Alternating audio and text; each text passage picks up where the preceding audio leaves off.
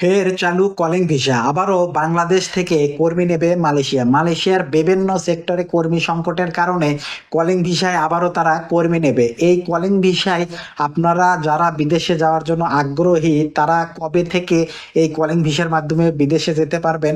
আর এই calling visa নিয়ে আপনারা যে নিউজগুলো শুনতে পারতেছেন, আজকের এই ভিডিওতে রিয়েল একটা তথ্য আপনাদেরকে আমি দেওয়ার চেষ্টা করব। ইতিপূর্বে নেপালিদের জন্য হচ্ছে যে আপনার কলিং ভিসা চালু হয়েছে এবং নেপালিরা কিন্তু সেখানে গিয়ে পৌঁছেছে। তাদের দেশের গভর্নমেন্ট ভালো, তাদের সবকিছু ভালো থাকার কারণে তাদের জন্য উন্মুক্ত, তারা কিন্তু কলিং ভিসায় মালয়েশিয়াতে যেতে পারতেছে। এখন বাংলাদেশিদের জন্য কবে নাগাদ এই কলিং ভিসাটা উন্মুক্ত হবে বা কবে নাগাদ এটা হচ্ছে যে চালু হবে, সেই সম্পর্কে আজকের এই ভিডিওতে আমি বিস্তারিত আপনাদেরকে জানাবো। বাংলাদেশিদের জন্য এই মে মাসের 15 এবং 16 তারিখের দিকে একটা হচ্ছে যে মিটিং হওয়ার কথা আছে। 21শে মে মালয়েশিয়ার মানব সম্পদ মন্ত্রণালয় থেকে একটা প্রতিনিধি দল বাংলাদেশে আসার কথা আছে।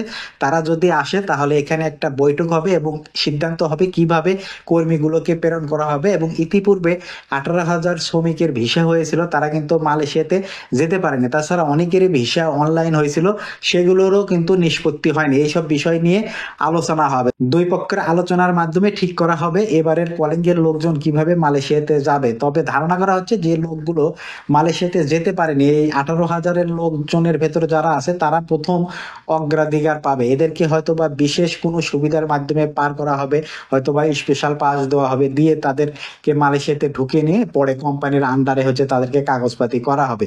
তবে এক্ষেত্রে যাচাই বাছাই করা হবে, কারণ যে মালয়েশিয়ার অনেক মাজিকান ছিল, মাজিকান মানে হচ্ছে যে আপনার নিয়োগকর্তা, সেই নিয়োগকর্তাগুলো অনেক সময় অনেক অনিয়ম করছে, তারপরে হচ্ছে মালয়েশিয়াতে নিয়ে গিয়ে হচ্ছে কাজ দেয় নাই, কাজ দিতে পারেনি।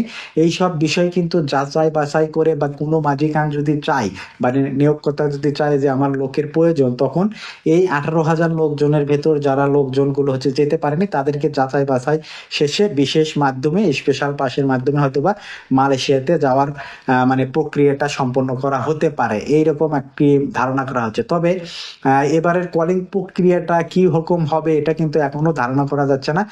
বিগত সময়ে আমরা দেখেছি যে FWCMS এর আন্ডারে হচ্ছে যে লোকগুলো যেত। আর এইবার কি FWCMS থাকবে কিনা সেটাও আসলে ধারণা করা যাচ্ছে না। তবে নতুন কোনো সিস্টেম আসতে পারে। মালয়েশিয়ার প্রতিনিধি দল বাংলাদেশে আসার পরে যখন একটা সুনির্দিষ্ট আলোচনা হবে, তখনই কিন্তু একটা খসড়া তৈরি হবে, তখন কিন্তু বিষয়গুলো সম্পর্কে আরো ভালোভাবে জানা যাবে। তাছাড়া কলিং ভিসা, আগের যে কলিং ভিসাটা ছিল সেটা ছিল কিন্তু সিন্ডিকেট। আর এই সিন্ডিকেটের সঙ্গে মালয়েশিয়ার যে দাতু আমিন, সে কিন্তু সম্পৃক্ত ছিল। আর সে কিন্তু এমন একজন ব্যক্তি, সে কিন্তু এই মালয়েশিয়ার যে সিন্ডিকেটের ব্যবসা, এটা কিন্তু বেশ কিছু বছর ধরে তার আন্ডারে এই চলতেছে, বা সেই কিন্তু রাজত্ব করতেছে। এখন তাকে বাদ দিয়ে এবারের কলিংটা হবে কিনা সেটাও একটা বড় বিষয় আর কি। যাই হোক, যেটাই হবে, তবে এবারের কলিংটা একটু জটিল হবে বা অনেক প্রক্রিয়ার মধ্যে দিয়ে হবে।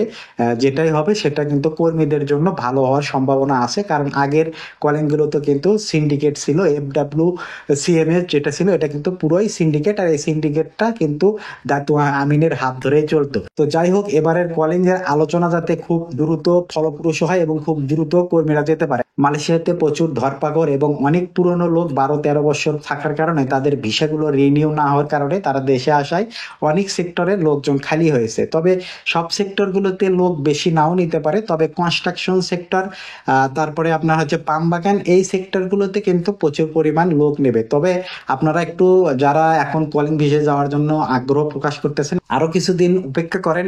MOU আছে, এটার মাধ্যমে আলোচনা চলতেছে। এই আলোচনা ফলপ্রসূ হলে খুব দ্রুতই একটা সিদ্ধান্ত আসবে, আর সিদ্ধান্ত আসলে তখন আপনারা যাচাই বাছাই করে যাবেন। তবে এবারের মালয়েশিয়ার যে কলিংটা, সেটা কিন্তু একটু যাচাই বাছাই করেই তারা অ্যাটাস্টেশন বা অ্যাপ্রুভাল দেবে। সেক্ষেত্রে কিন্তু কোম্পানিগুলো ভালো হওয়ার সম্ভাবনা আছে, কারণ আগের যে কলিংগুলো ছিল সেই কলিংগুলোতে কিন্তু অনেক দুর্নীতি হয়েছে, কিন্তু এবারের বিষয়টা কিন্তু একটু ভিন্ন হবে।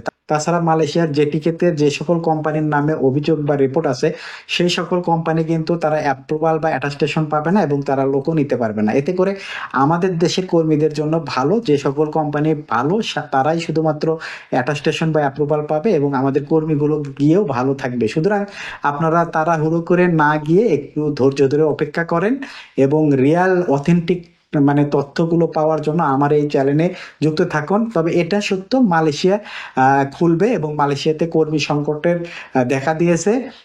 আপনারা যেতে পারবেন এবং কলিং মানে ইতিমধ্যে নেপাল থেকে লোক নিচ্ছে, বাংলাদেশ থেকেও নেবে এবারে। খুব বেশি ঘোরাঘুরি হবে না, খুব দ্রুতই আপনার এই মে মাসের মধ্যে একটা ভালো সংবাদ পাবেন। আর মালয়েশিয়া সম্পর্কে বিশেষ বিশেষ আপডেট পেতে আমার এই ইউটিউব চ্যানেলটি সাবস্ক্রাইব করে রাখুন, কারণ বিগত সময় আমি মালয়েশিয়া থাকতেও আপনাদেরকে ট্রাস্টেড এবং রিয়েল অথেন্টিকেট আপনাদের তথ্য দিয়ে সহযোগিতা করেছি।